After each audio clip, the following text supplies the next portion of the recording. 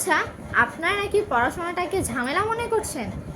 পড়াশোনা করতে গিয়ে কি মনে হচ্ছে যে আমার অনেক বোঝা হয়ে যাচ্ছে? কেন মনে করছেন এরকম? এটার সলিউশন আছে আমার কাছে। চলুন সলিউশনটা দিয়ে দেই। পড়াশোনা করতে গেলে ফার্স্ট অফ অল আমাদেরকে এটা মাথায় রাখতে হবে যে আমার লাইফে একটা গোল আছে। অটোমেটিকলি আপনার মাথায় তখন চিন্তা ঢুকে যাবে যে হ্যাঁ, আমার লাইফে তো একটা গোল আছে, আমি এইটা হব, আমি ডাক্তার হব, আমি ইঞ্জিনিয়ার হব, আমি তমুক হব, অমুক হব। তখন আমরা স্বপ্ন দেখা শুরু করি যে না, আমি একদিন অনেক বড় হব। এই স্বপ্ন কে না দেখে বলুন? একজন রিক্সাওয়ালাও যেরকম স্বপ্ন দেখে, তেমন একজন ধনী ব্যক্তিও এই ধরনের স্বপ্ন দেখে।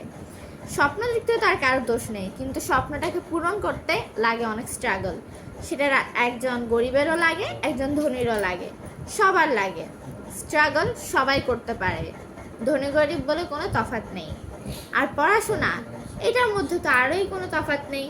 সেটা করতে হবে আনন্দ নিয়ে, যার ফলে আপনি পড়াশোনাটাকে ইজিলি নিতে পারবেন।